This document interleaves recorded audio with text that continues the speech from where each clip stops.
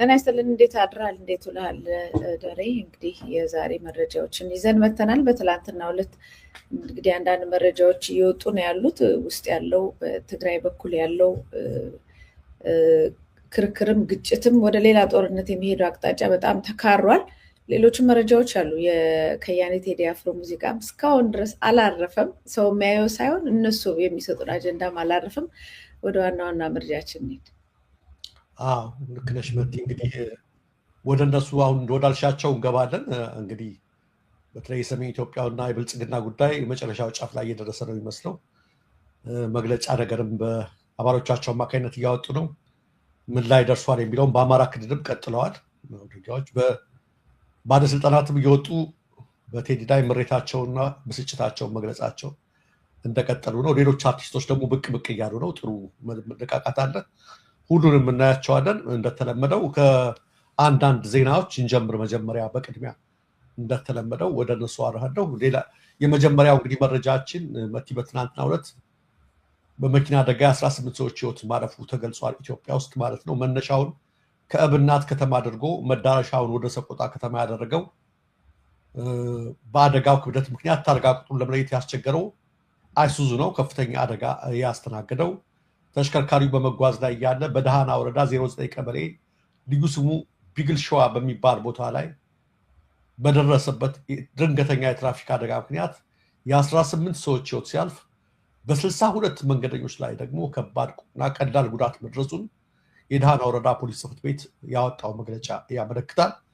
አደጋው ልብ ሰባሪ ነው ያለው የደሃና ወረዳ አስተዳደር ምክር ቤት በደረሰው ድንገተኛ አደጋ የተሰማውን ጥልቅ ሐዘን እየገለጸ ለሞቱት ቤተሰቦቻቸውና ለወዳጅ ዘመዶቻቸው መጽናናትን ተመኝቷል ሲል መረጃውን ያደረሰን የደሃና ወረዳ ኮሚኒኬሽን ጽሕፈት ቤት ነው። መቲና 18 ሰው ሞተዋል፣ 62 ሰው ከባድና ቀላል የመቁሰል አደጋ ደርሶባቸዋል። ከባድ የትራፊክ አደጋ ነው። እኛም ነፍሳቸውን ለሟቾች ለቤተሰቦቻቸው መጽናናትን ይስጥልን እንላለን። ነፍስ ይማር እንላለን። በዚህ አጋጣሚ የትራፊክ አደጋ ከቀን ዕለት እየጨመረ ብዙ ሰዎችን ባንዴ እያጣን ወጥቶ መግባት በጣም በጸሎት የሆነበት ጊዜ ነው ያለው። እንደዚሁ ደግሞ የወጣ አንድ ዜና ነበረ። ከዚህ አሁን እንግዲህ የነዳጅ ችግር ቢኖርም መንግስት እንደ ልቡ ቢጠቀምበትም እንደገና የትራንስፖርትና ሎጂስቲክ ሚኒስቴር ደግሞ ማዳበሪያ የሚጭኑ ከባድ ተሽከርካሪዎች ከተቀመጠው የክብደት ገደብ በላይ እንዲጭኑ ተፈቀደላቸው ነው የሚለው እና የትራንስፖርት ሎጂስቲክ ሚኒስቴር የትምህርት ዘመን የሚውል የአፈር ማዳበሪያ በፍጥነት ለአርሶ አደሩ ለማድረስ ሲባል ማዳበሪያ የሚጭኑ ከባድ ተሽከርካሪዎች ከተቀመጠው የክብደት ገደብ በላይ እንዲጭኑ ልዩ መመሪያ ተላለፈ የሚል መረጃ ነው ቲክቫ ላይ ያየሁት። እኔ በበኩሌ በግሌ በጣም ይሄ ለበጎ ነገር ታስቦ የተደረገ የሚመስል ግን ግዴለሽነት የተሞላበት በጣም አደገኛ ይመስለኛል። ምክንያቱም አሁንም ኦልሬዲ እየተጫነ ያለው ከአቅም በላይ የሆነና ብዙ አደጋ እየደረሰ ነው። በሌላ በኩል እነሱ እንደልባቸው ነዳጁን ሲያባክኑት ይታያል። በዚህኛው በኩል ደግሞ ለህዝቡ ብለን ነው ብለው እንደዚህ አይነት ህግጋቶች የሚወጡ ከሆነ የትራፊክ አደጋው እየጨመረ እንጂ እየቀነሰ አይመጣም። የበለጠ ሌላ ጥፋት ይመጣል ብዬ ነው የማስበው። ዜናውን ግን ይሄንን ይላል። ደረጃ በጣም ያሳዝናል። አሁን ያነበብኩት ዜና እኮ ራሱ አይሱዙ ከተፈቀደለት ጭነት በላይ በመሸከም ነው አደጋ የደረሰው ነው የሚለው እንደሰማነው ዜናው ላይ ማለት ነው። መንግስት ደግሞ ማዳበሪያ ለማድረስ ከተፈቀደላቸው በላይ ነዳጅ ስለሌለ የጫኑ ማለቱ እጅግ አስደንጋጭና ደንታ ቢስነት ነው። ትውልድን መጨረስ ማለት ነው። እጅግ በጣም አሳዛኝ ነው። መቲ ያካፈልሽን መረጃ ምክንያታቸው ይህንን በወደብ ላይ የተከማቸ ማዳበሪያ በአጭር ጊዜ ውስጥ በማጓጓዝ ለአርሶ አደሩ ለማድረስ እንዲቻል ነው። የማዳበሪያ ግዢ ከዚህ በፊትም ውጭ ያለውም ሊገባ አልቻለም። እንደገና ወደብ ላይ የተቀመጠው ደግሞ በጣም ብዙ እንዳለ ራሳቸው ያጋለጡት ዜና ነው ማለት ነው። ወደብ ላይ የተከማቸውን ልክ ይሄ በቃ በ24 ሰዓት ውስጥ በአንዴ ለማድረስ እስከዛሬ ሳይዘጋጁበት፣ ሳይንቀሳቀሱበት፣ ሳይሰሩበት፣ ሳያቅዱበት አሁን ድንገት ገበሬው ሲፈልግ የለም። ሁልጊዜም ፖለቲካ ነው የሚሰራበት። ማዳበሪያ እንደምታውቀው ከባድ ፖለቲካ ነው የሚሰራበት። ወደብ ላይ የተከማቸ በጣም ብዙ ማዳበሪያ ያለና በአጭር ጊዜ ውስጥ እንዲደርስ ነው የተባለው እና በዚሁ ጊዜ ውስጥ ይሄ ሁሉ ማዳበሪያ ወደብ ላይ ተቀምጦ እነሱ ግን ብዙ ነዳጅን ለቅስቀሳ ለምርጫ ቅስቀሳ ብለው ለምን ብለው በሁሉም አቅጣጫ ብዙ ነገር ጥፋት እየተደረገ ኢትዮጵያ አይሮፕላን እኮ ኤክስፖርት ለማድረግ እየተንቀሳቀሰች ያለች ሀገር ናት እያሉ ዜና እየሰጡን ነው። እዚህ ጋር ግን የህዝቡ በጣም ወሳኝ የሆነው ነገር ላይ ግን እንዴት ኋላ ቀሮች እንደሆኑና እንዴት እንደማያስቡ አንድ ማሳያ ነው ብዬ ነው ለመጥቀስ ልክ ነሽ መቲ። ማዝነው እንደውም ነው ተቀንሼ ከአደጋው በተጨማሪ በጭም እኛ ጋር የተቀናጀ የለም። ማንም አዛዥ አንዱ ያስራል፣ ፌዴራል ፖሊስ አላሰርኩም ይላል። ህገወጥ የጠፋበት ነው። አሁን መንግስት ምን አላቸው? ትርፍ ጫኑ፣ ከባድ ጫኑ አላቸው። እንኳንስ ዘንቦብሽ ጤዛነሽ የሾፌሮችን አንደበት ካየሽ ሁሌ ለቅሶ ነው። በትንሽ በትልቁ ጉባ አንጡ እያሉ ማለት ነው። አንዳንዶችም እያቸው እንደገና ደግሞ ትርፍ ሲጭነው ሲመጡ የሚደርስባቸው መከራ ራሱ ከአደጋው በተጨማሪ የምን መንግስት ጫን የሚላለ ነው የሚልሽ። በትራፊክ ህግ መሰረት ትርፍ መጫን ያስቀጣል የሀገሪቱ ህግ ማለት ነው። እና እንዲህ አይነት መመሪያ አውርደው ሌላ ትርምስ ነው የሚፈጥሩት። እጅግ በጣም ያሳዝናል። መቼም የኢትዮጵያ ጉዳይ ያው መረጃ ስናልፍ መቲ በደቡብ አፍሪካ ጆሃንስበርግ 3 ኢትዮጵያን በጥይት ተደብድበው መገደላቸውን የኢትዮጵያ ኮሚኒቲ አባላትና የሀገሪቱ ፖሊስ አስታውቀዋል ነው የዘገበው። ኢትዮጵያኑ ትናንት የተገደሉት በጆሃንስበርግ ከተማ ውስጥ በሚገኝ ማክዶናልድ በሚባለው የፈጣን ምግቦች መሸጫ መደብር ውስጥ በመመገብ ላይ ሳሉ ነው። ማክዶናልድ ውስጥ እያሉ ነው የተገደሉት። ጥቃቱ የተፈጸመው መጤዎች፣ መጤ ጠራራማጅ ደቡብ አፍሪካውያን መጤን የማይወዱ ማለት ነው የሚሉ እነዚህ መጤ ጠል የውጭ ስደተኞች የሚጠሉ ደቡብ አፍሪካውያን በስደተኞች ላይ ተቃውሞ ለማሰማት የሰልፍ ጥሪ እያደረጉ ባለበት ወቅት ነው። አንድ የሀገሪቱ ፖሊስ መኮንን ግን ግድያው ኢትዮጵያኑ እርስ በርስ ባላቸው መጠቃቃት የተፈጸመ ሳይሆን አልቀረም የሚል ጥርጣሬም ገልጸዋል ነው የሚለው ደቸ በኔ። በጥቃቱ ከኢትዮጵያኑ በተጨማሪ 2 ናይጄሪያውያን ተገድለዋል። ጥቃቱ የተፈጸመው የደቡብ አፍሪካ የመጀመሪያው ዲሞክራሲያዊ ምርጫ የተደረገበት ቀን መታሰቢያ በሆነው እና በየዓመቱ በአውሮፓውያኑ አቆጣጠር ሚያዝያ 27 ቀን በሚከበረው የነፃነት ቀን ነው ይላሉና እጅግ በጣም ያሳዝን የተፈጠረው። ደቡብ አፍሪካ እንዲህ አይነት ነገሮች አልፎ አልፎ ያገረሻሉ። እነሱን ለመርዳት ነፃነታቸውን እንዲያገኙ ከፍተኛ አስተዋጽኦ ካደረጉት ሀገራት መካከል ኢትዮጵያ ሀገራችን ግንባር ቀደማለች። በኮልፌ ኔልሰን ማንዴላን ከማሰልጠን ጀምሮ በአፓርታይድ ጊዜ የወታደርና ጦር መሳሪያ በማቀበል በኮሎኔል መንግስቱ ጊዜ፣ በኃይለ ሥላሴ ጊዜ ከፍተኛ አስተዋጽኦ ያበረከተች ሀገራችን። በእርግጥ ኢትዮጵያንም በብዛት አሉሳ እግዚአብሔር ይመስገን እየሰሩ ምን እያሉ ግን አልፎ አልፎ እንዲህ አይነት አራማጆች እየተነሱ የሚፈጥሩት ነገር አለ ሁሌ። አንዳንድ ደግሞ ኢትዮጵያን እስካለን ድረስ በሰው ሀገር ላይ እባካችሁ ከፍተኛ ጥንቃቄ ከኛ በኩል እናድርግ። አንዳንዶች እነሱ ጋር ብትሳፈጡ እንዳላችሁ እናውቃለን። ትከሻ ለትከሻ የምትተካኩ እንዳላችሁ አንሳችሁ ኑሩ እያልን አይደለም። ነገር ግን ከተወሰነ በሰላም ህግ አክብሮ ከመኖሩ ውጭ አሉ እንደ ልማድ ያሉ እነሱ ያሉ እንደ አንድ ነገሮች ላይ ያላችሁ ተፈላችሁ እባካችሁ ማንም ዞር ብሎ የሚያችሁ መንግስት የለም። የምታጎዱት ራሳችሁንና ቤተሰቦቻችሁ እና በተቻለ መጠን ከእንደዚህ አይነቶች በመጋፈጥ ሳይሆን በመራቅ ራሳችሁን ለመታደግ ጥንቃቄ አድርጉ። ተጠያየቁ። የሞቱ ሰዎቻችን ነፍሳቸውን እናደርግ እዛ መላላችሁ መስጋናት። መልካም አመሰግናለሁ ደረጀ። ትንሽ ድምፅህን አስተካክለው። ያው ከዚህ ቀደም እኔ እናንተ እዚሁ ዜና አቅርበናል።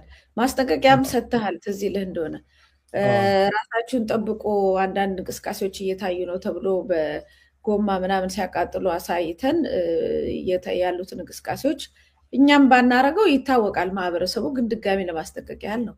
በየቀኑ በአረብ ሀገራት፣ በተለያዩ የአፍሪካ ሀገራት፣ በሳውዝ አፍሪካ አሁን ብዙ ሰው ሰርቶ የሚያገኝበት ሀገር እንደሆነ እናውቃለን። በየቀኑ ግን የሚሞተውን የነፍስ ቁጥር መቼም አንድ ጊዜ የተሰራለታ የሚያስደነግጠን ይመስለኛል።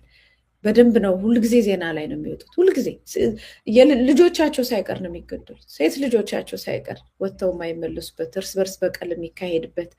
በዋናነት ግን ያው ሁልጊዜ ተጠንቅቀው ሰርተው ለመኖር የሄዱት ካሁን እንገደላለን ብለው ተጠብቀው የሚኖሩ ነፍሱን ይማረውና የእኛም የሰብአዊ መብት ተሟጋቸው የነበረው ነብሮ እንደዚሁ ነው በጠራራ ፀሐይ የተገደለው።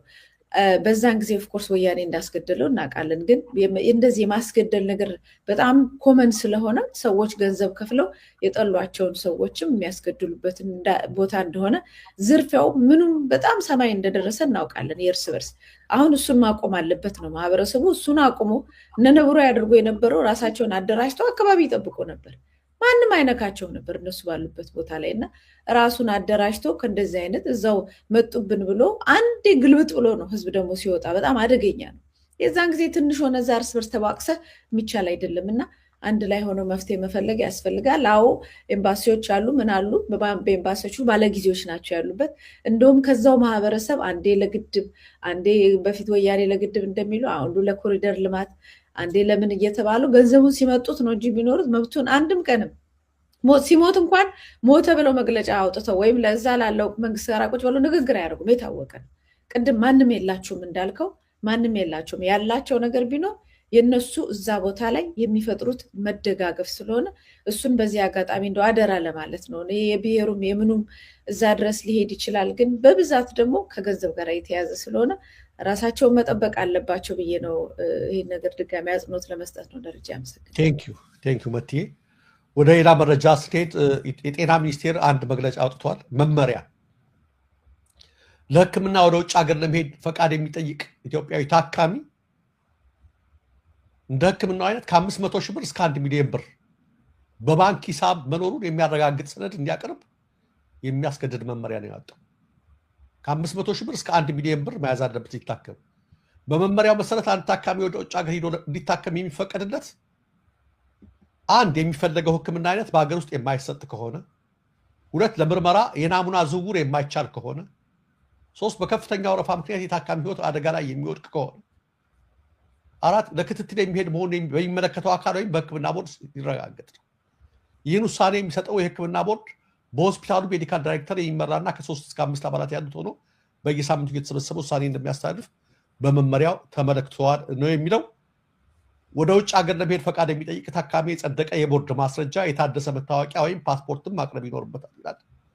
በተጨማሪም ለሕክምና የሚያስፈልገውን ወጪ ለመሸፈን በባንክ ሂሳብ ቢያንስ 500 ሺህ ብር፣ በንቅለ ተከላ ወይም ትራንስፕላንት ሕክምና ከሆነ ደግሞ 1 ሚሊዮን ብር መኖሩን የሚያረጋግጥ ሰነድ ማቅረብ አለበት የሚል አዲስ መመሪያ ወጥቷል ነው። እንግዲህ አክቹዋሊ ብዙ ጊዜ ድሮም የነበረ ነው በነገር ላይ አሁን የብሩ የምናምኑ ነው እንጂ ድሮም ቢሆን እንደዚህ በጥቁር አንበሳ ያለው ቦርድ ምናምን አልፈረመልንም፣ እኛ ግን ልንሞት ነው፣ ኧረ ሊያሳልፈን አልቻለም እያሉ ሰዎች አቤቱታ ሲያቀርቡት እዚህ ይለኛል። እና ድሮንም ቢሆን ቦርዱ መፈረም ያለበት ይመስለኛል ወደ ውጭ ሄዶ ለመታከም የተለመደ ነገር። አሁን የተጨመረው ባንክ ላይ ያላችሁን ገንዘብ ማሳወቅ አለባችሁ የሚለው ነገር አዲስ ይመስለኛል። እሱን ነው የምልሽ። አክቹዋሊ ገንዘብ ያለው ሰው የፈለገበት ጋር ሄዶ መታከም ይችላል። ለምን? ብሩ ስላለው ማለት ነው። እንግዲህ እስከዛሬ ድረስ ያንን የሚያስቀር ይመስለኛል ይሄ ያሁኑ ማለት ነው። ገንዘብ ስላላችሁ ብቻ ሳይሆን አሁን የሚባለው ብር ያለው ሰው ቢሆንም ይሄ ሁሉ ውሳኔ ካልተገኘ ይላል። ብዙ ጊዜ አይተሽ ከሆነ ኢትዮጵያ ውስጥ የሕክምና ነገር እንትን ካለባቸው ለቸካፕ ሁሉ የሚሄዱ እኮ አሉ ሀብታሞች። ለቸካፕ ምንም ለማድረግ ለተለያየ ነገር የሚሄዱ አሉ። እነሱን ይመለከታል አይመለከትም የሚታወቅ ነገር አለ። ሌላው ግን ገንዘብ የሚጓጣላቸውና ምን የሚላቸው ሰዎች አሉ። አልሞላ የሚላቸው ማለት ነው የውጭ ሕክምና በጎፈን ለእነሱ ፌር አይደለም ይሄ መግለጫ ነው የምልሽ። ለምን ለሕክምናው ይሄን ያህል ቀረን፣ ይችን ሞላልን፣ ይችን ያህል ቀረች እያሉ በግድ ያማሉ ሰዎች የሕክምናቸውን ከጨርሱ በኋላ ገዝቱ ከሌለ በኋላ ለተቀማጭ ደግሞ የሚሆን 1 ሚሊዮን ብር አዋጡልን ሊሉ አይችሉም። ባንካቸው ውስጥ ተቀማጭ 1 ሚሊዮን ከሌለ ሂደው አይታከሙም ከተባለ ለምሳሌ ኩላሊቱ ፌል ያደረገበት አንድ ሰው ቢከፍት ጎፈንድሚ ወይም እርዱ ቢል ወገኖቹ ቢያስተባብሩለት ለሕክምና የሚያስፈልገውን በግድ ነው የሚያሟላው። አይተሽ ከሆነ ልክ በግድ ካሟላ በኋላ ቶሎ ነው መታከም ያለበት። ጊዜ በሄደ ቁጥር እንደዚህ አይነት ሕክምናዎች የሰውየውን ህይወት አደጋ ላይ ስለሚጥሉት እና ይሄ የገንዘቡ ነገር አሳሳቢ የሚሆነው ለሀብታሞቹ አይደለም። የገንዘቡ ጉዳይ አሳሳቢ የሚሆነው በግድ በመዋጮ የሚታከሙ፣ በልመና የሚታከሙ፣ በእርዳታ የሚታከሙ እንዴት ነው መዋጮ ለነሱ ነው እኛም ድምፅ መሆን ያለብን።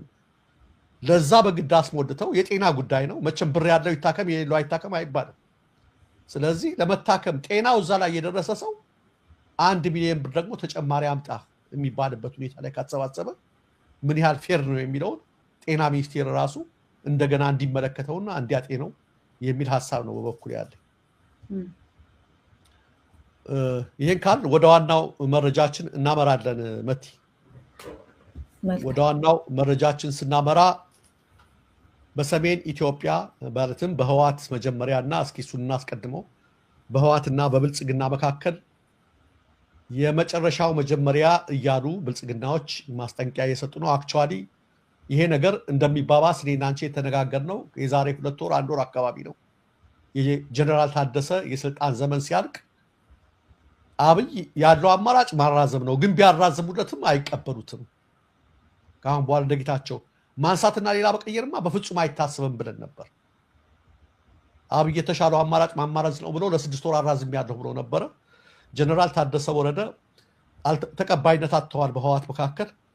እርሳቸውም እየተብሰከሰኩ ነው። መፈንቅለ መንግስት እያደረጉብኝ ነው፣ አልለቅም፣ ጠቅላይ ሚኒስትሩ አራዝሙልኛል እያሉ ነው። ህዋት ደግሞ በፍጹም አይቻልም፣ አንድ እግር አዲስ አበባ አንድ እግር መቀሌ ነው፣ ለእኛ አታስፈልግም፣ ካሁን በኋላ እንደውም አብይ አህመድ የሚሾመው ባለስልጣን እኛ ጋር አይመጣም በማለት ያለው ነገር ተካሮ እንግዲህ አሁን እንደሚሰማው መረጃ ከሆነ ህዋት በዚህ ሳምንት ለትግራይ አዲስ ፕሬዝዳንት ለመምረጥ ዝግጅት ማጠናቀቁን ያስታወቀው።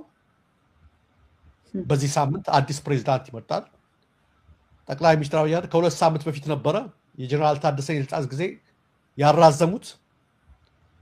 ህዋት ሹመቱን እንደማይቀበለውና ከጦርነቱ በፊት የነበረው መንግስት ለመመለስ መወሰኑን ያን ያስታወቀው።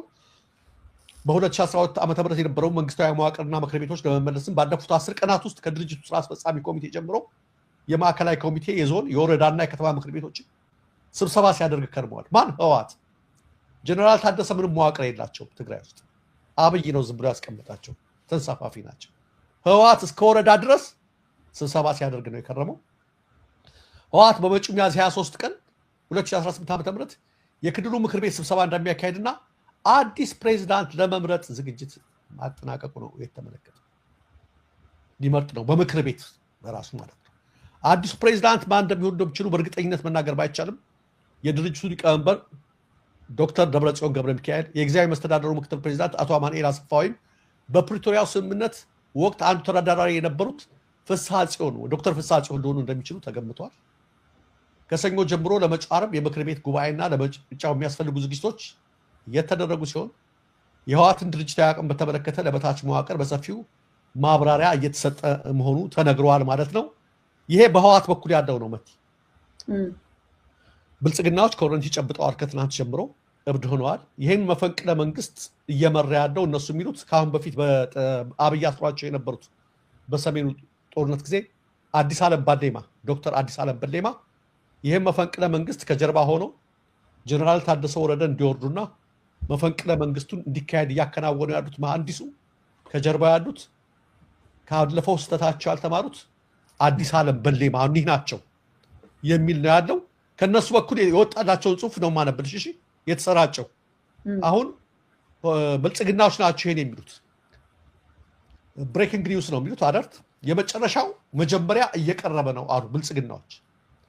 የአዲስ ዓለም ባሌማ የጦርነት አዋጅ በመከላከያ ሰራዊትና በፌደራል መንግስት ምህረትና ይቅርታ በህይወት የቆዩት የህዋት አመራሮች በአዲስ ዓለም ባሌማ አማካኝነት የጦርነት አዋጅ አውጀውብናል። ህዋት እንደ በረሃ እባብ አፈርልሶ በተነሳ ቁጥር መናደፉን አላቆመም። ጌታቸው ረዳን ለመግደል ሞክረው ያልተሳካላቸው የህዋት አመራሮች አሁን ደግሞ ታደሰ ወረደ ላይ መፈንቅለ መንግስት በማድረግ ወይም በማስወገድ የጦርነቱን ክብሪት ይደቅሱ የመጨረሻው ደቂቃዎች ላይ እንገኛለን። ይሄ ብልጽግናዎች ጽሁፍ ነው፣ የኛ አይደል። መንግስት ለትግራይ ህዝብ ብሎ ያሸነፈውን ጦርነት የማርያም መንገድ በመስጠት ሁለተኛ እድል ቢሰጥም ህዋታውያኑ በብዙ መስዋዕትነት የተፈረመውን የፕሪቶሪያ ስምምነት በተደጋጋሚ በመጣስና አሁን ደግሞ ወደ ለየለት ጦርነት ለመግባት ዳግም የትግራይን ወጣት ወደ እሳት በመማገድ ክልሉን አርማጌዶን ለማድረግ ባላቸው አቅም የጦርነት ዝግጅት አድርገው ጨርሰዋል። ደጋፊዎቻችን ያሏቸውን ኃይሎች ለጊዜው ያዘጋጁ መስለዋል። በመቶ ሺዎች ነፍስ ያስገበረ የመጀመሪያ የተሳሳተ ስሌታቸውን ዳግም ለመድገምና ሚሊዮኖችን ለማስጨረስ ወስነዋል። እንግዲህ ማስፈራሪያውን ተመልከቱ። ያልገባቸው ነገር ጦርነቱ የዛሬ 4 እና 5 ዓመት የነበረው አይነት አለመሆኑን ነው። ያልገባቸው ነገር ሊገጥሙት ያሰቡት የኢትዮጵያ ኃይል በአይነ ህሊናቸው ሊስሉትና ሊገምቱት የማይችሉት ከፍታ ላይ መሆኑን ነው። ያልተረዱት ነገር ይደግፉናል ያላቸው ሁሉ ጥይቷ በምትተኮስበት ሰዓት አድራሻቸው የት እንደሆነ እነሱ ሊያውቁ አለመቻላቸው። ያላወቁት ነገር እየተዘጋጁበት ያለው መጪው ጦርነት ቀድሞ ከነበረው በመቶ እጥፍ የባሰ ኪሳራ ሊያደርስባቸው እንደሚችል ነው። ይህ ጽሁፍ ለታሪክ ይቀመጥ። ህዋታውያኑ የሚለኩሱት ጦርነት ምድረ ትግራይን አርማጌዶን የሚያደርግ በአጥፊነቱም ከበፊቱ በብዙ እጥፍ የባሰ ይሆናል። የሚያልቁት የአዲስ ዓለም ባሌማና የደብረጽዮን ልጆች ሳይሆኑ ከመጀመሪያው ጦርነት የተረፉት የደሃ የትግራይ እናት ልጆች ናቸው።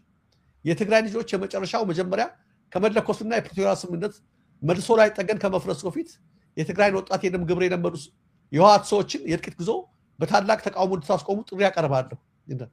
ከዚህ ካለፈው ፉከራና ቀረርቶውን ወደ አንዲት መስመር እርምጃ ለመቀየር ከተሞከረ ግን ዝግጅቱን ድሮ ጨርሶ የሚጠባበቀው አንበሳ ሀገሩን ከጥፋት ለማዳንና የደም ነጋዴዎችን በማያዳግም ሁኔታ እንዳልነበሩ ለማድረግ በተጠንቀቅ እንደቆመ ላበስራቸው እወዳለሁ።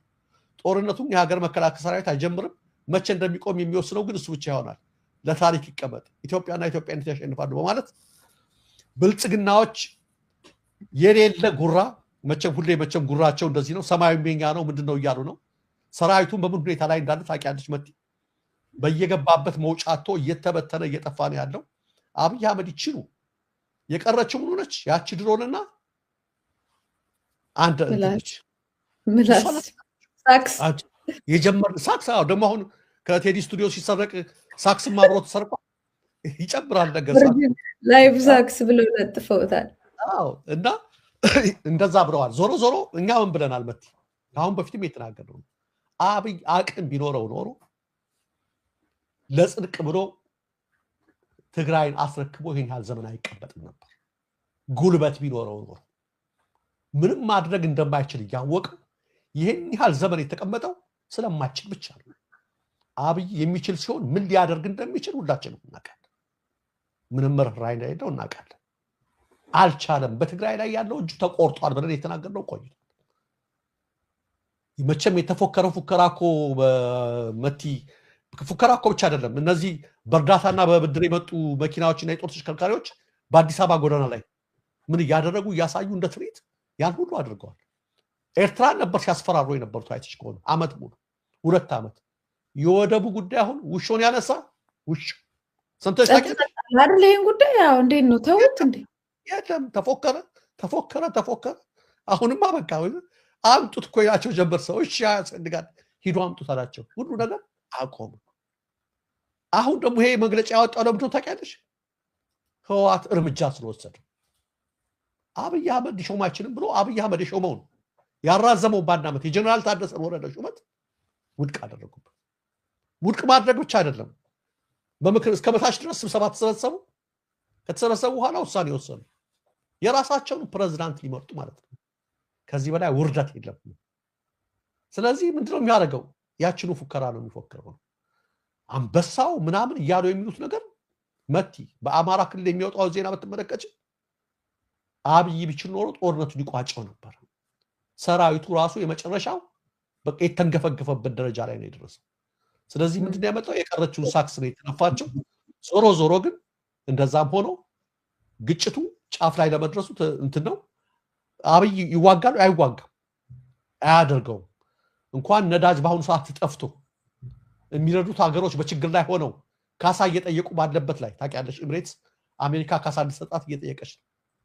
የነዳጅ አቅርቦቶች በተሟጠጡበት ጊዜ፣ ሰራዊቱ እየተበተነ ባለበት ጊዜ በኦሮሚያ ወጣቶች እያጋለጡ መንግስትን እያጋለጡ ክፍፍሉ ቀጥሏል፣ አይሏል። የኢትዮጵያ ህዝብ ከዳር እስከ ዳር ሰምተሽዋል። ሰሞኑን በአርቲስት ቴዎድሮስ ተነቃንቆ ይሄ መንግስት መቼ ነው በሚልበት ጊዜ አብይ ከዚህ ፉከራ ውጭ የፎከሩት እነሱ ናቸው። ምንም ሊያደርግ አይችልም። ተሸንፈዋል። በህወሓት መሸነፉን ማመን አለበት። በተለይ የዛሬ ሳምንት ያወጡት መግለጫ ነግሬሻለሁ። ህወሓቶች በአማራ ክልልና ከአፋር ክልል ያለን የድንበር ይገባናል ቦታዎች ውዝግብን አብይ አይፈታልንም፣ ፌደራል መንግስት አይፈታልንም፣ እኛ ራሳችን አንዋጋም፣ ከህዝቡ ከአማራ ህዝብና ከአፋር ህዝብ ጋር ቁጭ ብለን እንፈተዋለን የሚል አስደንጋጭ መግለጫ አውጥተውበታል። ስለዚህ ተመልከቹ፣ አፈርልሶ እንደባብ የሚነሳ ህወሓት አሁንም አላረፈም ብለው መግለጫ ሲያወጡ ማን ነው ያነሳቸው? የማርያም መንገድ ሰተን ለእርቅ ስትሉ ይላሉ። አይደለም ለእርቅ ስትሉ አይደለም። እናንተማ በወልቃይት ጉዳይ ላሰባችሁት አማራው ጋር ለማባላት ነበር ጨርሰው አይፈቱም ያላችሁት ህወሓት። እናንተማ ያዘጋጇቸው አማራውን ለመምቻ ትንሽ ይቀመጡ ነበር። እነ ሬድዋን ሁሴን በፓርላማ አይፈቱም እያሉ ሲናገሩ ግማሾቻችሁ ፈተዋል ስትሉ የነበረው ግን ከላይ ያለው ይመለከታል። የዛሬው ዝጋር ብለዋል። ያሰኝ ኮርኒስ ውስጥ ነው መቲ፣ ሰማይ ላይ አይደለም አሉ። ኮርኒስ ውስጥ ነው ያልኩት። ቶሎ ነው የሚሰማው፣ ቅርብ ነው። እነሱ ለዛ ብለው የአማራ ህዝብና የትግራይ ይበልጥ ለማጋለል ብለው ከዛ ጦርነት በኋላ በሰሜኑ ጦርነት በደል የደረሰበት የሰሜኑ ኢትዮጵያ ክፍል ነው። እንደገና ደግሞ ሌላ ዙር በወልቃይትና በራያ እናባዳለን ብለው ህወሓት ትጥቅ አይፈታም ይቀመጣሉ። አሁንም እኮ በየቀኑ እሱን ነው እየሞከሩ ያሉት። አልሳካ ብሏቸው ነው በየቀኑ ጦርነት ለመጀመር ነው እየታገሉ ያሉት። ራሳቸው ላይ ያስነሳባቸውና ይኸው ሁሉም አጌንስት ፕሮስፔሪቲ ሆኗል። እንደዛ ሆኖ ታደሰ ወረደ ግን አለሁ እያለ ነው። የትግራይ የመገናኛ ብዙሃን ኤጀንሲ ስራ አስኪያጅ የነበረውን ግለሰብ 15 ቀን ውስጥ ከኃላፊነት አንስቻለሁ የሚል ደብዳቤ እንግዲህ ምን ያህል ተግባራዊ እንደሚሆን አናውቅም። ደብዳቤ ወጥቷል እና ከሌሎቹ ህወሓት ጋር ነው እየሰራ ያለው በሚል ምክንያት ይመስላል በደብዳቤ ከተሾመ ከ45 ቀናት በኋላ አንስቻለሁ የሚል በፕሬዚዳንቱ ያው ካለ ማለት ነው በዛ ስም የወጣ ደብዳቤ እዚህ ቲክፋ ላይ አይቼው ነበረ ዛሬ። ምን ያህል ተግባራዊ እንደሚሆን አላውቅም። ግን ታደሰ ወረደ አዲስ አበባ ላይ በነበረበት ጊዜ ላይ ከመመለሱ በፊትና ከተመለሰም በኋላ በየቀበሌው በየወረዳው በየምናምኑ ሲቀየር ነው የኖረው። ራሳቸው የሌሎቹ የህወሓት ኃይሎች ከላይ እስከ ታች ድረስ ሹማምንትና በየቦታው ያሉትን የታችኛው አመራሮችን ከላይኛው አመራሮች ጋር እየቀየሩ ነበር የነበረውና ምናልባት ይሄ ያልተቀየረ ነበር ማለት ነውና አለው እዚህ ጋር እየቀየርኩ ነው የሚል ዜናም አካፍሎናል ለማለት ያለው። ኦኬ አንድ ሰው ማመስገን አለብን። መቲ ጀግናው 1973 እናመሰግናለን። ኦኬ 50 ፓውንድ ድጋፍ አድርጎልናል። ግዴታ እንዲህ አይነት ላይቭ ላይ መነበብ ስላለበት ነው። You guys have been working so hard, especially lately. My heart breaks a little more every day for Ethiopia. Only divine intervention will help her now. ትክክል ነው። እኛም መለኮታዊ ጣልቃ ገብነት ኢትዮጵያን ይታደጋታል ብለን እናደርጋለን። ጀግናው 1973 እናመሰግናለን በሚዲያችን ስም እግዚአብሔር ይስጥልን። ልክ ነሽ መቲ ያልሽው አንድ ሰው ብቻ ሳይሆን ሁለት ሶስት ሰው ነበር እንትን ያለው አንስቻለሁ ያሉት ታደሰ ወረደ። ለምን እዚች ጊዜ አስተዳደር ያብይ ማለት እንትን ነገር ነችና እዛች ቢሮ አካባቢ መቀሌ ያለች ማለት ነው። ግን አንቺ ራሳቸው ሲኖሩ እኮ ነው ራሳቸው ሲኖሩ ነውና ያኔ ከኖሩ በኋላ የዛሬ ሳምንት ይወራልና ያው ይስቃሉ ሰዎችም ራሱን ሲያርጉ። ለምንድን ነው ይቺ ሚዲያ የትግራይ ኮሙኒኬሽን እና ሚዲያ እሳቸው ናቸው የሾሟቸው። ያችን ነው የሚያወጡት። ከዛ በኩል ነው ቲክቫ መረጃ የሚያገኙት። በተረፈ ግን አጠቃላይ ያለው ሁኔታ በፌደራል መንግስቱ ነው ምንድነው ፌደራል መንግስት ይባል ይችላል በብልጽግናና በህወሓት መካከል የመጨረሻው ሰዓት ፈንድቷል። ህወሓቶች እርምጃ ወስደዋል፣ ጨርሰዋል። ወደ ውጊያ ይገባሉ አይመስለኝም። በፍጹም አይገባም። ተሸንፏል ነው የሚለው ከሆነ በሚቀጥሉት ቀናት እንመለከታለን። መልካም ወደ ሌላ መረጃዎች እንሻገር። እሺ ይሄን ካደረግን በኋላ ወደ አማራ ክልል ወደ ደረሱኝ መረጃዎች ነው የማልፈው። መቲ በአማራ ክልል በተለያዩ ቦታዎች አውደ ውጊያዎች ሰሞኑን ቀጥለዋል። መስዋዕትነት የከፈሉም የፋኖ ኃይሎች እንዳሉ ሰምተናል። የተወሰኑ ዝርዝራቸው ነገር ግን የተገኘው ድል ከፍ ያለ እንደሆነ ነው የሰማነው። በተለይ በትናንትናው ዕለት የመርጦ ለማርያም ከተማ ጎጃም ማለት ነው ሙሉ በሙሉ በፋኖስ ቁጥጥር ስር ገብታለች። በዚህ ውጊያ ምኒልክ ዕዝ አንድ አሃድ ከወሎ ማለት ነው ተሻግረው ወደ ጎጃም ሄደው መርጦ ለማርያም ላይ ዲሽቃ ማራካቸውን አስታውቀዋል። ከዛ ተሻግረው ማለት ነው እየተመጋገቡ ነው የሚገኙት። ቀጥሏል። ሌላው በላስታ ግንባር ሙቆሃ በተባለ ልዩ ቦታ ላይ በተፈጸመ መብረቃዊ የደፈጣ ጥቃት በስፍራው ስፍሮ የነበረው መከላከያ እዚህ ቦታ ላይ ትልቅ ካምፕ ነበረው። ከፍተኛ ጉዳት ደርሶበት ተበታትኖ ከተማውን ለቆ መውጣቱ ተሰምቷል። በላስታ ሙቆሃ ላይ የነበረው ትልቁ ወታደራዊ ካምፕ ተሰባብሯል። ሰራዊቱም ተበታትኗል። በአካባቢው ልደታ ተብሎ በሚጠራው ተራራ ላይ ከዚህ በተጨማሪ ለ4 ቀናት መሽጎ የነበረ ጦር ነበር ነው የሚሉት። ይህም ጦር ውጊያ ከፍቶ ነበር ተጨማሪ ለማገድ። ነገር ግን መቋቋም ባለመቻሉ ፊቱም ወደ ላሊበላ አቅጣጫ አምልጧል። በዚህ በሚያመልጡበት ሰዓት ላይ በተሰነዘረባቸው ጥቃት ከመካከላቸው 26 ወታደሮች ህይወታቸውን እንዳጡ ከስፍራው የደረሰን መረጃ ያመለክታል። በእኛ በኩል አንድም ሰው አልተጎዳም ነው የሚለው ምኒልክ ዕዝ በላከልን መግለጫ።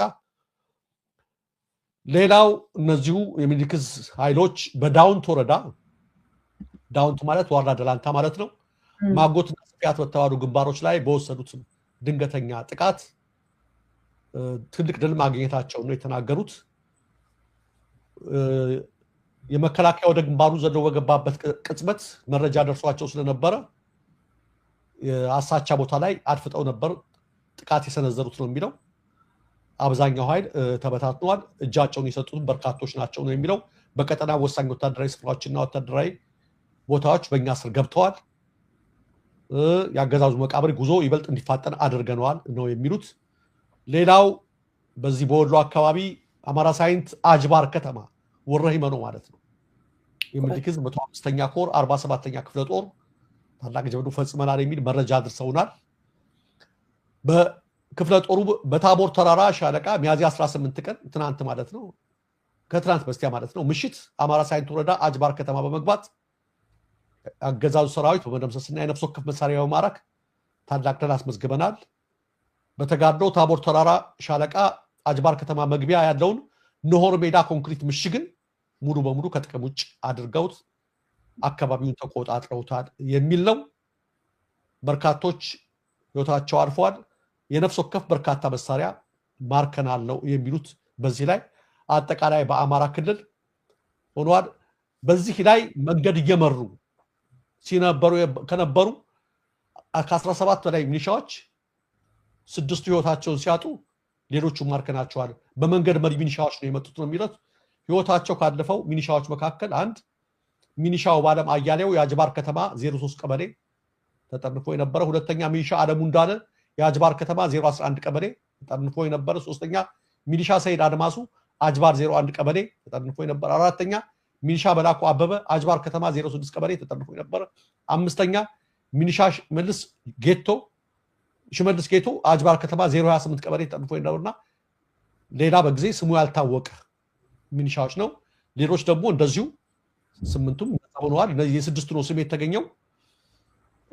በተጨማሪ በመከላከያና በብተና ጠቅላላ በዚህ ቦታ ላይ ብቻ 28 የሚሆኑት ሰለባ ሆነዋል የሚል መግለጫ ሰጥተናል። በሸዋ ግንባር እንደነገርኩሽ በተለያዩ ግንባሮችም እንደቀጠሉ ናቸው። መቲ በአማራ ክልል ያለው አውደ ውጊያም እንደቀጠለ ነው። እናመሰግናለን። በተለይ አድባር እና እዚህ አካባቢ ያሉ ሚኒሻዎች በጣም ዋጋ እየከፈሉ ነው። በነገር ላይ ለምን የሚድኑበትን መንገድ እንደማይፈልጉ አላውቅም። በጣም ነው ዋጋ የሚከፍሉት ያሉት። መከላከያውም እነሱ ነው የሚያጋፍጠው። ሲያርፍ እንኳን እነሱ ነው እንዲጠብቁ የሚያደርገው። ስለዚህ በሁሉም ነገር ላይ ሰለባ ነው እየሆኑ ያሉት፣ እየጠፉ ነው ያሉት። ልክ ነው። ድሃዎች ስለሆኑ ወይም ፖለቲካውን ስላልተረዱ ወይም ተጠርንፈው መሬት ስለሰጣቸው ገንዘብ ስለሰጣቸው ሊሆን ይችላል እዛ ቦታ ላይ ያሉት፣ ግን ህይወታቸውን እያጡ ነው። በጣም ብዙ ናቸው። ባይዘወይ የሚኒሻና አድማ ብተና ላይ ያሉ በጣም ብዙ ሰዎች እየሞቱ ነው ያሉት። እነሱም ከፊት የሚያጋፍጧቸው እነሱን ነው። ማህበረሰቡ ደግሞ ያውቃቸዋል፣ ፋኖ ያውቃቸዋል፣ የት እንደሚኖሩ እነማን እንደሆነ ያውቋቸዋል። እና እስከ መቼ እንደዚህ አይነት ዋጋ እየከፈሉ እንደሚኖሩ አላውቅም። እና እንደው የማውቀው ተመሳሳይ ዜና ነው፣ እየጨመረ ነው ማለት ነው የመጣው በተለይ እዛ አካባቢ። ትክክል መቲ፣ እንደዛ ነው። እስኪ ወደ ሌሎች ደግሞ አበይት ወቅታዊ ነገር ላይ እንድንገባ እስኪ አርቲስቶቻችን ቀጥ እያሉ ነው። ትናንትና ተመስገን ገብረ እግዚአብሔር አብይ አህመድ ከራሳችን ላይ ውረድ ብለዋል። አንተን ሆራሽ አረጋኸኝ ወራሽ ወንድምም አብይ ከናታችን ላይ ውረድ ብሏል። ተናደዋል ብልጽግናዎች። ሌላ ደግሞ ማነው አህመድ ተሾመ በጣም ጽኑ ኢትዮጵያዊ የብሔር ፖለቲካ ሀገራችንን እየከፋፈለው እየለያየው ባለበት ሰዓት እኔ የብሔር አቀንቃኝ ልሆን አልችልም። እኔ ስወደድ ጎንደር ተወድጃለሁ፣ ካሴቴ ሲወጣ ሐረር ተወድጃለሁ፣ ድሬዳዋ ተወዶኛል ህዝቡ፣ የትም ኢትዮጵያ ሀገር ላይ ተወድጃለሁ። አዎ እኔ የኢትዮጵያ ህዝብ ነኝ። ኢትዮጵያ ያለው ወክል እንጂ የሚችለው ወርጄ ሀገራችንን ሊበትን ካለው የዘረኝነት አስተሳሰብ ተርታ ልሰለፍ አልችልም።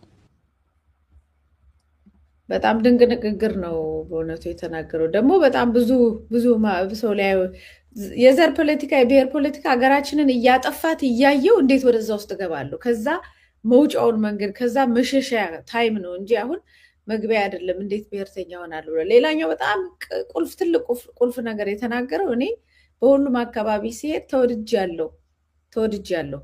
አሁን አንዳንድ ሰዎች እየወጡ እንግዲህ ሲደነፉ ታያቸዋለህ በየቦታው እና ማህበረሰብን ሲሰድቡ ምን ማለት እንደሆነ ነገ በምን አይነት ህይወት ውስጥ ሊኖሩ እንዳስቡ አላውቅም። እና ካምዙ ምናምን እኮ ወጥተው እኮ እንትን ሲሉ እኮ የአንድን ብሔር ነው የበላይነትን ነው በዛው የተቀበሉት። እና ያንን ይዞ ሌላ ቦታ ላይ ሄዶ መስራት ይቻላል፣ መኖር ይቻላል። ከዚህ በኋላ ለኢትዮጵያ ህዝብ እየሰሩ እየሸጡ መኖር ይቻላል አይቻልም? እሱን ነው የተናገረው። በሁሉም ቦታ ላይ ሄጄ ተወድጃለሁ፣ በሐረርም ተወድጃለሁ፣ በሁሉም በጎንደርም ተወድጃለሁ። ለምን ብዬ ነው ሌላ ነገር ውስጥ የምገባው? ለምን ብዬ ነው ማንሰው? በጣም የሚገርም ንግግር ነው። እንደዚህ መውጣታቸው በጣም ጥሩ ነው። ከዚህም በላይ ብዙ ቁጥራቸው መውጣት አለባቸው። ማህበረሰቡ ከያንያንን በጣም ይከተላል። ሀሳዊ ነቢያት ከሚከተል ይልቅ በጣም እንደዚህ አይነት ዘፋኞችን ይከተላል። በዚህ ላይ የሚናገሩት ነገር እውነት ከሆነ ደግሞ በደንብ ነው የሚከተላቸው እና ተስፋ በጣም ሰጪ ነው። እያየን ያለነው ነገር በጣም በጣም ተስፋ ሰጪ ነው። ደረጃ ቴንኪዩ፣ አመሰግናለሁ መቲ። ይህን ካን ዘንዳ እስኪ ደግሞ ሌላ አንድ ቪዲዮ እንመልከትና አምባሳደር ሬድዋን ሁሴን የደህንነት መስሪያ ቤት ዋና ኃላፊው እድሜ ለቴዲ አፍሮ የስራ ንስት ቴዲ የሁሉንም ገመና እየገላለጥከው ነው። እስኪ እናዳምጣቸው። አዝረከረካቸው አንድ አይነት የምትሆንበት አካሄድ አብቅቷል። ኢትዮጵያ አንድ አይነት የምትሆንበት አካሄድ አብቅቷል። ኢትዮጵያ ባለብዙ ቀለሟን ይዛ ብዝሃነቷን ይዛ ብዝሃነቷ ግን እንደ አንድ ግዙፍ ዛፍ በጣም በርካታ ቅርንጫፎች፣ በጣም በርካታ ቅጠሎች፣ በጣም በርካታ ስሮች፣ ነገር ግን አንድ የደረጀ ትልቅ ግንድ እንዳለው ዛፍ ልትወሰድ ትችላለች። የኢትዮጵያ ከፍ ማለት የሚያቅለሸልሸው የሚያስመልሰው ሰውም ይኖራል እና ቅርሻቱን ባየን ቁጥር ኢትዮጵያ የግድ ተጎዳች አይደለም የሆነው። ከፍታው ካልቻለ መነሳቱ ካልቻለ ስፋቱን መዋጥ ካቃተው ሰው የተለጠጠ የተወጠረ የሚበጠስ የሚመስለው ይኖራል። በዚህ ልክ በገለጸው መንገድ ባሰበው መንገድ በተመኘው መንገድ በተመቸው መንገድ አለመሄዱን የሁሉም አለመመቸት አድርጎ የሚያይ ይኖራል። አንዳንዴም ሰው ኢትዮጵያን በራሱ ወገብ አስሯት እንደሚዞር አድርጎ የሚያስብ ሰውም ይኖራል። ደም ቆርጨው ነው ልሙጧ ተቀብራለች ሞታለች ይላል። ከሁሉ የገረመኝ ግን ባቀረሸ ቁጥር የሚያቀረሸው እያለ የተናገረው ንግግር ነውና መቲ ምትዩ ካለሻች በእና እንሄዳለሁ እሄድበታለሁ።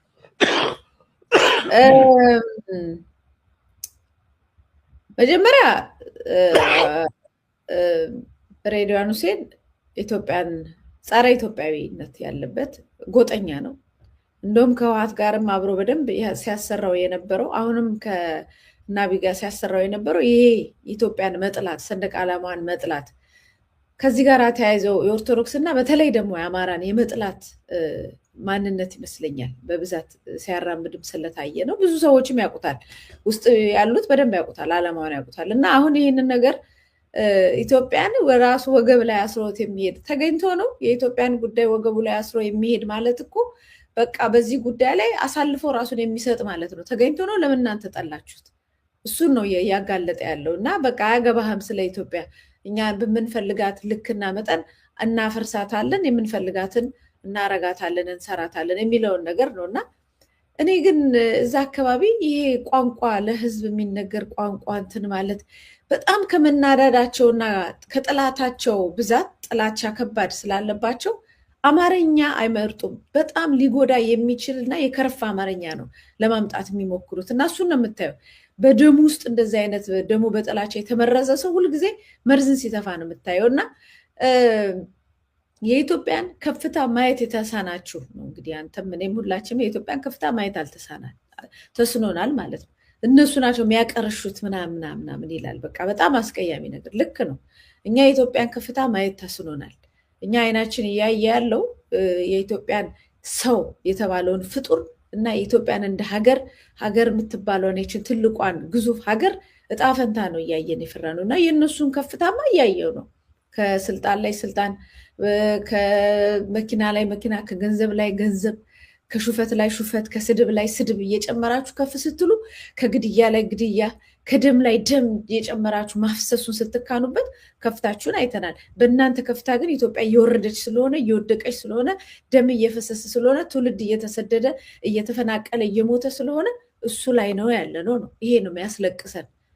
እነሱ ግን ጥጋባቸው ነው። የጠገበ ሰው ነው የሚያቀረሸው። እነሱ ጥጋባቸው ነው እና በደንብ ነው የሚታወቀው። በተለይ ከህወሓት ጋር ያለው ቅርርብም አሁን ጌታቸው ረዳ ጋራ ምናምን ያለው ግንኙነት በጣም ጥብቅ ነበር። እንደውም እሱ ይመስለኛል በዋናነት ጌታቸው ረዳን ከአብይ ጋራ በደንብ አድርጎ ያቀራርበው። እንደውም መጀመሪያም ጦርነቱ ሲጀመርም በጦርነቱ ሂደትም እንደዛ መሰዳደብ ላይ እሱ ግንኙነቱ ከጌታቸው ረዳ ጋር እንዳልተቋረጠ ነው የተገነዘብኩት ማለት ነው በአንዳንድ ንግግሮቹ። ከዛም ወጥቶ እንግዲህ የኢትዮጵያን ከፍታ ያላያችሁ የተባላችሁ ጠቅላላ ኢትዮጵያውያን ከያንያኑም ራሱ ያው ዳስ ጣሊያ ያለው ታላቁ ከያኔ የተፈናቀለው ማህበረሰብ የኢትዮጵያን ከፍታ አላያችሁም። በኮሪደር ልማት በየአካባቢው የወደቀው የኮሪደር ልማትን እድገት ከፍታ ባለማየት የትም ቦታ ስለወደቃችሁ ከፍታውን አላያችሁም። በሊቢያም የሚሄደው በሳውዝ አፍሪካም የሚሞተው በአረብ ሀገራትም እየተንከራተተ ያለው ሀገር ያጣው ኢትዮጵያዊ ውጭ ሀገር ኖሮ የመንግስት ደጋፊ ካልሆንክ ተብሎ እንዳይገባ የተከለከለው በኑሮ ውድነት በጣም እየተጨነቀ ወጥቶ መግባት ያቃተው ትራንስፖርት አጥቶ ስራ መቅረት አለዛ 2 ሰዓት ሁሉ እየተጓዘ ስራ የሚሄደው ሁሉ የኢትዮጵያን ከፍታ ማየት የተሳነው ነው በሱ ሁኔታ ማለት ነው። በየመስሪያ ቤቱ ሙዚቃ ሰማ ተብሎ ካድሬ ያልሆንክም ተብሎ የሚቀጠቀጠው በዘር መደብ ውስጥ አልተካተትክም ተብሎ የሚባረረው ተጽዕኖ የሚደርስበት የህሊና እስረኛው እስር ቤት ሁሉ ያለው ከ300 በላይ ምሁራን የአማራ እስረኞች እና ሌሎችም እነ ደንዳ እስረኞችን ጠቅላላ የተገደሉትን በአማራ ክልልም በኦሮሚያ ክልልም በደቡብም እየተገደሉ ያሉትን በሁሉም በኩል ዋጋ እየከፈሉ ያሉ ኢትዮጵያኖች ሁሉ የኢትዮጵያን እነሱ የሚያሳዩንን ከፍታ ማየት የተሳናቸው እና የሚያቀረሹ ናቸው ተብሎ መሰደባችንን በዛሬው ዕለት በሚያዝያ 20 ላይ 2018 ግለሰቡ በዚህ መልኩ እንደሰደበን እንዲታወቅ ይሄን ቀን እንዲታወስ ብቻ ነው። ሌላ ምለው ነገር የለኝም። የራሱ ቅርሻቱንና ክፋቱን ጥላቻውን በዚህ አደባባይ ላይ ትላንትና ነው ኦፍኮርስ እና ሰሞኑን ነው ሲነገር የነበረው። እኛ ግን በዛሬው ዕለት በዚህ አደባባይ ላይ ይሄን እንዲመዘገብልኝ ነው እኔ በግሌ የምለው። ምክንያቱም ይሄ ሁሉ ማህበረሰብ ይሄ ለቀስተኛ ሀዘንተኛ ሀገር ያጣው ስደተኛ ሁሉ ኢትዮጵያዊ የኢትዮጵያን ከፍታ ማየት ያቃተው የሚያቀረሽ ነው ተብሎ የተሰደበበት ቀን ነው እንዲታወስ የምፈልገው። ይሄ ደግሞ ከታላቁ በኢትዮጵያ ላይ ከባድ የሆነ ታላቅ ጥላቻ እና በቀል ያለበት ግለሰብ እንደገና እንደ ፓርቲ ደግሞ የብልጽግና ፓርቲ ማኒፌስቶ ነው። በዚህ አጋጣሚ ማኒፌስቶቸው ይሄ ነው። ሬድዋን ሁሴን አሁን የተናገረውን ደረጃ አንተ ቀጥል። አመሰግናለሁ መቲ። ሬድዋን ሁሴን ፖለቲካ የተማረው የዛሬ 30 ዓመት ነው። ሁላችንም እንደምናውቀው መቲ አንቺ ታውቂያለሽ። 30 ምናምን ዓመት ሊታሰር ብሎ በህወሓት ጊዜ በመጀመሪያ ጊዜ በእንደመለስ ጊዜ ተጣልቶ በነበረበት ጊዜ ከዛ በኋላ የስልጤን ህዝብ ማህበረሰብን ከጉራጌ በመነጠል ውለታው አለ ኢህአዴግ አመጣውና ከክልል ላይ ሾመው። ከዛ ወደ ፌደራል አመጣው። በነገራችን ላይ ከህወሓት ጋር ያለው ፍቅር ያኔ ነው የሚጀምረው። ያኔ ተማራት ፖለቲካ ምን የምትለች መት ያኔ የብሔር ብሔረሰቦች ፖለቲካ ኢትዮጵያ አንድ አይነት ናት ያላ ወደ እንትኑ መጣለው። ከዛ ያን አደረገ ተሾመ። እስከ ኢህአዴግ ጽህፈት ቤት ኃላፊነት ነው የሰራው። በነገራችን ላይ አቶ በረከት ስምኦን የኢህአዴግ ጽህፈት ቤት ኃላፊነትን ሲለቁ የተተካው ማን ነው? ሬድዋን ሁሴን ነው። የነበረው ፍቅር ማለት ነው። በዛ ሰዓት ላይ ሬድዋን ማለት በሁለት ግን ከአንድ እንትን በወጡ ኢህአዴግና ብልጽግና በሚባሉ ሁለት አንጓዎች ላይ ሁለቱንም ወክሎ በምርጫ ክርክር የቀረበ ሁለት ተቃራኒ ነገር የተናገረ ነው። በህወሓት ጊዜ የምርጫ ክርክር ቀርቦ ተቃዋሚዎች ጋር ተከራከረ። ምን ብሎ ተሟገተ? አሰብ የባህር ወደብ የምትሉ ትምክተኞችና ተስፋፊዎች ናቸው፣ ጦርነት እየጎሰማችሁ ነው ብሎ ሰደበን። ማንን ወክሎ? ኢህአዴግን ወክሎ ለምርጫ ክርክር ቀርቦ አሁን ደግሞ ብልጽግናን ወክሎ ዘሴም ፐርሰን ሰው እንኳን አልቀየሩም። ራሱ ገብቶ ምን አለ? የአሰብ ወደብ ያስፈልገናል። ረስቶት ማለት ነው። ረስቶት እኮ አይደለም። እንዲህ ለመሆን መቲ ምን መሆን አለብሽ? ሬድዋንን መሆን አለብሽ። ሰው እንዴት እንደዚህ ነው የሚገለ ደግሞ ከልቡ ነው የሚናገረው የሚያስመስለው። ፌሻል ኤክስፕሬሽኑ ከተመለከችው ነገሩ ይሄን ከመለስ የኮረጀው ነው። ልክ መለስ እንደጠራው የመለስ ንግግር አክት ሁሉ ነው ኮረጀው። ሲናገር አይኑን ጎረጥረጥ ያደርጋል እንደመለስ። እና ቁጭ መለስ ቦኒ እተካለሁ ብሎ ይመኝ ነበር መሰለኝ። ያኔ ልክ እንደዛ ብሎ ሰደበን። አሁን ደግሞ የአሰብ ወደብ ተሟጋች ሆኖ አይተሻቸዋል። ተቋሚዎች እንዴት አሰብ አያስፈልግም ትላላችሁ ብሎ የዛሬም ማለት ነው። እንዲህ አይነት ሰው ሊገርመን አይገባም ማለት ነው። ያው በበላበት የሚጮህ ማለት ነው። ለውጡ መጣ ሲባል አብይ ስላላመነው አይተሽ ከሆነ ህዋቶች ጋር የነበረውን ቅርበት ስለሚያውቅ መጀመሪያ ምን ባድርጎ ነበር የሾመው? አምባሳደር አድርጎ ኤርትራ ነበር የላከው። ፕሬዚዳንት ኢሳያስ ግን አይገርሙሽም?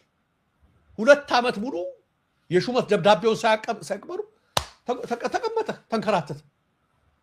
አልወደደ ያውቁታል የነበረውን ቅርበትና በኋላ ላይ ቢያየው ሹመት ከዓመት በኋላ ምናምን ሹመት ተቀበለ ሲባል ትንሽ እየተናዘዘ ለአብይ ምንትኑ ለመግለጽ ሲፈልግ አብይ አመጣና ውጭ ጉዳይ ላይ የሆነ ቦታ ላይ ያስቀመጠ።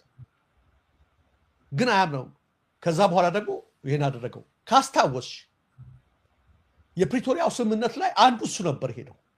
አንቺ እንደተናገርሽ ለምን ቅርበት እነጌታቸውና ህዋቶች ጋር ስለነበረው እሱ ይሻላል ተብሎ ነው። ከሄደ በኋላ ትዝ ካለሽ ሲመጡ ህዋት ፈቷል አልፈታም ሲባል ፓርላማ ላይ ሆነው በንዴት አይፈቱም ስጋት አለባቸው ያለው ማለት እሱ ነው። ስለዚህ አብይ አሁንም ይጠራጠረዋል እዛ ህዋት ጋር ባለው። ነገር ግን ከሱ ጋር ራቅ አድርጎ የታደረገው የደህንነት አደረገው። የሬድዋን ፐርሰናሊቲ ማንነት ይሄ ነው። በአንድ መከራከሪያ ነጥብ 2 አይነት ነገር አውጥቶ የሚከራከር ባህር በር ያስፈልጋል አያስፈልግም የሚል እንደከፈልሽው እንደፈለገ የምታጮህ ስልጣን ከሰጠሽው እንደፈለግሽ የሚገለባበት ሰው መሆኑን ያስታውቃል። እንደ አክቱ አይደለም። ይሄ ፌሻል ኤክስፕሬሽን እንደምታዩ ሰው አይደለም። በጣም እንደዛ ነው። 2 የተናገረውን ንግግር ዝም ብለሽ አስቢው። አሁን ያደረገው የዛሬ 37 ዓመት ነው ፖለቲካ የተማረው ያልኩሽ ለዚህ ነው። ኢትዮጵያ አንድ አይነት ናት ያለ ማን አለ? እስኪ እንደው መቲ ንገሪኝ። ኢትዮጵያ አንድነትና አንድ አይነት እንዴት እንደተመታታበት ተመልከችው። የሀገር አንድነት ያስፈልጋል ማለት ቴዲ አፍሮ የዘፈነው አንድ አይነት ነን ማለት አይደለም። ኢትዮጵያማ 13 ማንዝስ ኦፍ ሰንሻይን ፖስት ካርዱ ከመውጣቱ በኃይለ ሥላሴ ጊዜ ከጥንት ጀምሮ ብሔር ብሔረሰቦች የታወቀ ነው መስላቸው። ኢትዮጵያዊ መልኩን ነብር ዥንጉርጉርነቱን አይለውጥም እየተባለ ከጥንት ጀምሮ ነው የሚነገረው። የኢትዮጵያን ውበት ልዩነታቸው ነው ይባላል። ይሄ ከመቼ ጀምሮ ነው? ኢህአዴግ ከጥንት ጀምሮ ኢትዮጵያን የሚያውቁት እውነት ነው። ሬድዋን ግን ፖለቲካን የተማረው የዛሬ 30 ዓመት እንት ስለሆነ ይችን የነገሩትን ተመልከች። ሰው እንዴት አይቀየርም? ስለ ያችኑ የነገሩትን አንድ ወቅት እነመለስ የሰሩባትን ማለት ነው የመነቸከ የቆሸሸ እሱ እንዳለው የቀረሸ ፖለቲካ ይዞ እስካሁን ድረስ አለቃት ብሎ ወጣና ልሙጧ ተቀብራለች። አንጇን ትብላለች። ኢትዮጵያን አንድ አይነት አይደለንም አለ። ማን አንድ አይነት ነን አለ? ማን አለ? ንጉሱም አላሉ ይሄን፣ መንግስቱም አላለ። ኮሎኔል መንግስቱ ማን ነው ይሄን ያለው? ለፖለቲካ ድሮ የተጠቀማችሁበትን እስካሁን ድረስ አትለቅም እንዴ? እንዴት ራስን አፕዴት አታደርግም? ዛሬም ያንን የሻገተ ፖለቲካ እጅ አለ። 2 አንቺ ተናግረሽዋል መቲ። ስርዓት የለውም፣ ለከት የለውም አፉ። በቴዲ ሙዚቃ ቴዲ ብቻ አይደለም ይሄን የዘፈነው። በቴዲ ሙዚቃ ከሰሜን እስከ ደቡብ ከምስራቅ እስከ ምዕራብ ከውጭ ሀገር እስከ ሀገር ውስጥ ያለው ህዝብ ነው የተነቃነቀ። ልታደምጥ ነው የሚገባው። ተበሳጨና ማንም ቢያቀረሽ ከፍታው ስላልታየው ነው አለ። አንተን ያቀረሸው እኛ አልሰደብንህም። የተናገርከውን ቃል ለአንተ ይሁንልህ ቅርሻቱ። ሚሊዮኖች ላይ ነው የተናገረው። ንዴቱን ተመልከችው፣ ብስጭቱን ተመልከችው። ያን እኮ መቆጣጠር እኮ አቅቶት ነው። እንዴት እንደዞረበት ተመልከችው። በነገራችን ላይ ሰሞኑን የዳስ ፓርቲሽን ወድቆ ሚዛኑ ስቶ ዳስ ፈርሶ አናት የመታል ብሎ ነበረ። የሚገርመኝ መቲ ዳስ ወድቆ አናቱን የመታው ሬድዋንን ከዳስ ቃል ጋር ተገጣጠመ። ደግሞ መጥፎነት እኮ ነው አይቀርሽ። ቃል በወጣ ጊዜ ነው ዳስ መታኛ ነው። የዳስ ፓርቲሽን ወድቆ መታኛ ነው ሚዛኑ ስቶና እውነትም ይሄ ሰውዬ አናቱን ሲመታው ሳት እንዴ በብዝንትና አልኩኝ እኮ። እንዴት አንድነትና አንድ አይነትን ያምታታል? እስኪ ኢትዮጵያ አንድ አይነት ናት ማን አለ? እስኪ አትንገረኝ ማንነቴን የተባለው ለሱ ነው። ምጣት አስተምር አትንገረኝ ማንነቴን